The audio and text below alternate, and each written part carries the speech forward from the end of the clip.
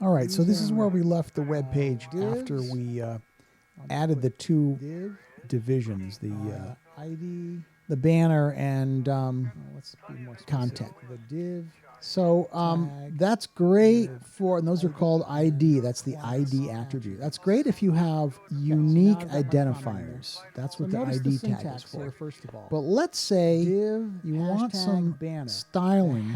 First of all, the div is like because you it's want to a div. have That's the text that's highlighted in red so it stands out. Right back to the Maybe it's we're gonna that's the make HTML that div tag. font weight colon bold. Then We here want we have the bold ID italic red attribute. text So let's for go an back and alert forth. Here's the styling. Let's say for HTML if we've got errors or style. something, we really want to make ID sure equals banner. Here's the that the CSS viewer code to sees that style jumps right out. that. But let's say it's Hashtag not means going to it's be ID, in and one banner particular is the section of the specific page. ID. We may So want to I've have got some alerts div hashtag throughout the banner page styling. in different I've got some sections div and different hashtag divisions, content etc. styling. So that's what Now, the what this will let class us do attribute is, is for. Rather than putting You could have important H1, things I don't necessarily anywhere, need that right? up there. I'll put in, well, let's see, I think I put in a couple of lines. Note, see this note right here. Example, Always follow all ham hash radio banner operating H1. regulations. And and that should P, style always my, unplug your antennas, right?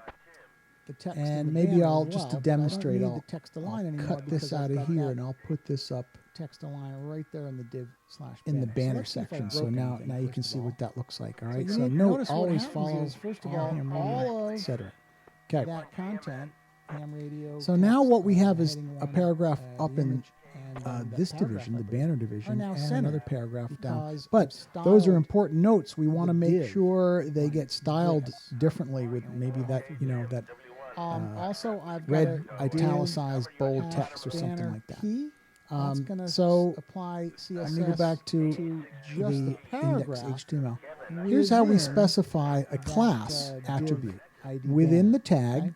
So this P will style space class H1 equals element quote alert. within the div ID banner. And so now that Just will, kept it the same or color. it should apply the style and then, for now that down element, here the class under my element. content, And down here, and I want again my in the font content size to be division, slightly smaller. class So equals quote my alert. banner Okay, paragraph. well, let's see how I did with I'll that. throw a P in there too. And there, notice it's styled Or I differently, can take the P out but of it this. still retains the P out of this style style. of the parent element. All the elements. Notice this is Probably still gonna change my centered, H1 a little bit too, so the heading scaled up a little bit. and That's it's okay. still it's a different This is size for simple. both It's good. paragraph When you're- texts. when you're styling, So they inherit. just This is like any again code, part of that simpler is cascading. better. So we'll take out that P there. Cascade, what gives it the cascading And, attributes in the I've noticed cascading I've got style font sheets. weight bold. So I've made this text here bold. has both the styling from the banner ID it's not bold. div It, and grabs your the attention when alert it's bold, class. so it stands out, This etc. paragraph But here for has the both the content, styling I don't from want the my text bold. I content want it a little bit ID smaller. and the So alert you'll class. notice down So here, CSS this is my very, very content powerful, division, and you the can text see is not how very it can big. get It's also confusing small. quickly. This is paragraph text here. The other thing you want to do when you're the getting banner, really and this is up to paragraph your text here as part of it. armpits and alligators, so to Alright. speak, is So make far, sure you so check good. the That's a validation 7-minute regularly. video. So I do have one last I haven't thing I published wanna this. show I've you, just been though. working off the local. But I'll save that So for I'm another going to video. publish So this and thanks check for the watching, and check in soon for the next video. check the validation real soon. You should do that at least every day, if not, more frequently than that. But what I want to show you before I wrap up this video is, as you're building all this CSS for your page, it's really, really useful to go in and view what you're doing. So I like to go in the developer tools, and you may or may not be able to open the developer tools if you're signed in to like your Ledger account on the browser. You may have to go in as guest. I'm not really sure. I've seen some weird behavior like that, at least on the school computers. So under here, you've got all kinds of stuff going on, and we're not going to get into all that. But if you click on Elements, and you see all this fancy stuff right here, look at that.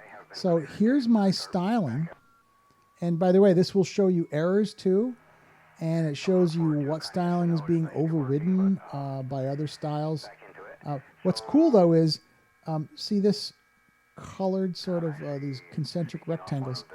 You can see where your elements begin and end, like that orange section around there. That's my margin. Then for the page. Then if I go a little further in, it's a little tricky to let's see. Let's try that again. All right, there we go. So probably here's the best way to do it. I'll just go through in the actual source code. So there's my body element, right? I've got the body element, so the entire body, and you can see how the orange indicates my margin, the green indicates my padding, and the blue indicates my content. So we have margin, padding, and content. Margin and padding are kind of the same thing, but margin is considered to be outside the content, and padding is sort of part of the element or part of the content. So let's see what that looks like on our CSS. I didn't really talk about these, but at the beginning, one of the videos I mentioned, I think it was when we were talking about sizes, I mentioned padding and margin. So if I yank those out and then refresh that, you'll see it changes, right? I'll go back to, notice the margin changed. Basically, it's got a much tighter margin on the top and the left and a looser margin on the bottom and right. So, and no padding. 0 padding is the default. So I kind of like the padding 1 EM and margin 48 pix. That'll be all the way around. You can specify individual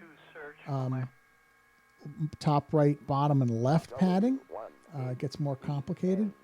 But this is really useful as you're trying to debug your cascading style sheets in terms of figuring out, well, let's see, where's my banner div? There's my banner. See all that blue? There's no margin and no padding to the banner div. It's just all blue. And also there's a fourth level here, a border. I don't typically use borders, but you can specify a border, which, as you'll notice here, is between the padding and the margin, right? And if we had a border, it would be that sort of pale beige yellow. But I don't have any borders on the content of this page. So get in the habit of, sometimes when I'm building a website, I just have this developer console open all the time because there's so much else you can see. Like right there, unchecked runtime, last errors, blah, blah, blah. The developer console will show you a lot of errors. There's right there that little red thing. So it's really useful to have the developer console, the developer tools open all the time, or at least commonly. The other cool thing about let me close that. Well, no, I'll leave it open.